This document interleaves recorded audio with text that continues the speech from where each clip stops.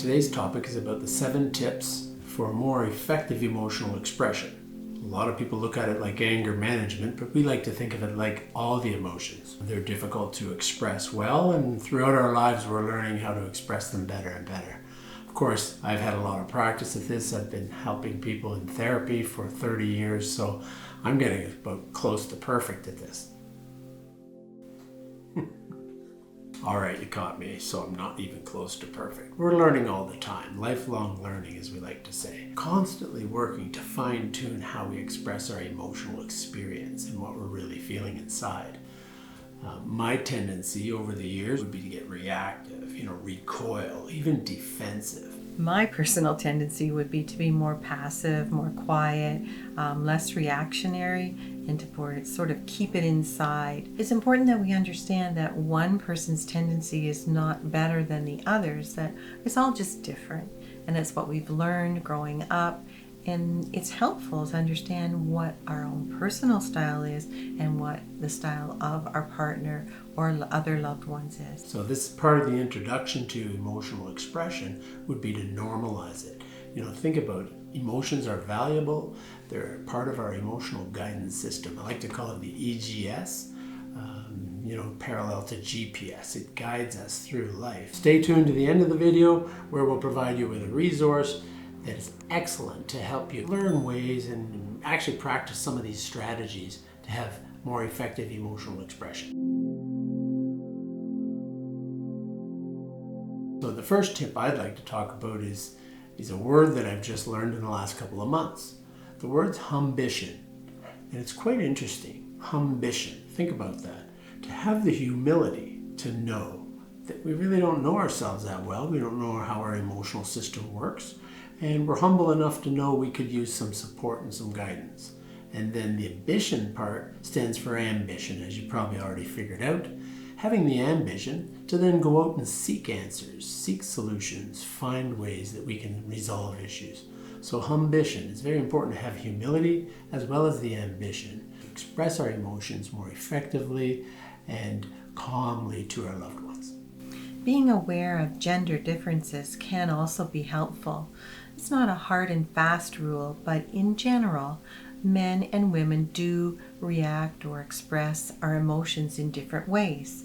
Men are more likely to express hurt, frustration through anger, yelling, or raising their voice, or that kind of thing, whereas women are more likely to cry. Where that comes from, the research shows that parents actually will go to a girl baby more quickly than they do to a boy baby when they are crying.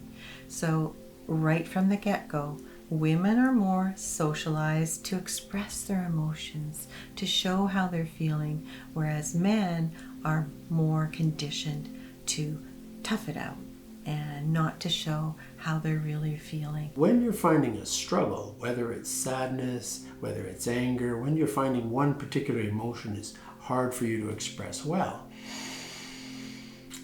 oxygenate, stay in the green zone, and contemplate what went on in your history that could be connected to this situation and this difficulty. When did you first learn how to express this emotion? However we expressed emotion in childhood, that's stored on memory throughout our lives. This type of issue, that whatever you're seeing, if it's feeling rejected or if you're not being heard or listened to, how did you respond when you were 5 or 10 or 15? That's likely to have formed your response. Doesn't mean that's who you are. We can change. We can change how we express ourselves. So looking into the history and contemplating our history as well as our normal patterns of expression, and then seeking ways to adjust gradually and gently. I get frustrated sometimes, maybe you do as well. I go on YouTube and the history's there and it's telling me what to do. It's telling me what to look at. It's telling me what's the next thing to look at. That's similar to the history on our brain. It'll guide your emotional expression, whether you want to express it that way over and over and over or not. It can also be helpful to analyze how we're speaking. If we're saying, I feel this way, rather than you make me feel. If we share how we feel, then the other person can get a better grasp of what's going on. Using the person first language is also really important. Remembering that it's the person first and it's not the behavior. Separating that person from their behaviors can help us to contain our emotion, regulate our emotion in a way that is more accepting and more encouraging for interaction. If we're focusing on the behavior so much, then we don't see the person for who they are. So using I messages, I feel, I want, I need, can be very, very helpful in controlling our emotions, because we want to stay in that calm state to be able to share and manage our emotions in a better way. There is a time and a place for releasing our tears and having stronger emotions, but when we're communicating with a loved one, it's a great idea to be able to stay in that calm space where we can share how we're feeling and what we're thinking. And again, if we're using those I messages, it makes it much easier for the person to receive what we are saying. Well, I feel like I can really make use of that tip.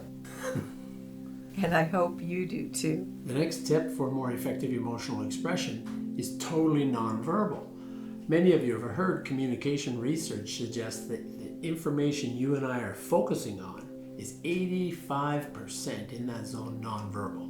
And only about 10 to 15% is the actual verbal content that we're focusing on to decide what to do next. Lots of people have come in over the years and say, that's the way I am, that's the way I am. Well, the way we are is one thing, and we're learning about ourselves our whole life.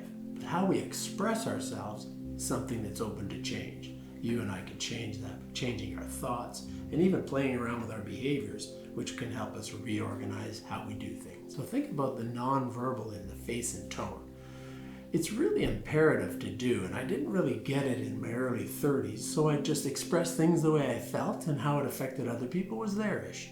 Not really. We're so interconnected that you and I can influence how the other person responds, how they pick up our messages. So think about the receiver, you're the sender, how you send the message definitely impacts how the receiver gets it and then responds.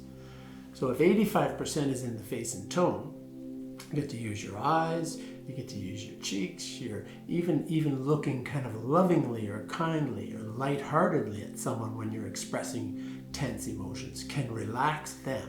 Remember, we're animals. You relax the other animal, relax yourself, more likely they can receive your information. Use your body. Flop down in a chair. Get into a comfortable couch and just lean right back. And you can lean back. It's very difficult when we lean back for the other person to feel threatened, intimidated. So look at the difference between this, face and tone, furrowed brow, and then this. This, we actually are getting intimidating, and the other person's body doesn't know the difference between a bear or you at that moment. Fight or flight, faint or freeze will kick in, and their heart rate, blood pressure, so they can say and do things that they wouldn't normally do because you don't concentrate well when you're in that situation. It is essential then to pay attention to our nonverbal, how our body looks, how our face and tone might be received by the other person. Think about that as a very important tip for improving emotional expression. We feel certain things, and it's our emotional guidance system going off that Jeff's spoken about already. Our emotional guidance system triggers us, but if we don't know what that emotion is, then it's very, very difficult for us to manage it. Expanding our emotional vocabulary can be really, really helpful to learn what is a specific word to hit on, what it is we're actually feeling. Once we expand that and we have a better grasp of what we might be feeling, then we're able to share that with other people, and we're also able to understand ourselves more fully. So expand your list. It's not just we're mad, we're glad, we're sad, or hungry, we're tired, but what is it that we're feeling? There are so many more descriptive words out there for how we are feeling, and we might not just be experiencing one at a time.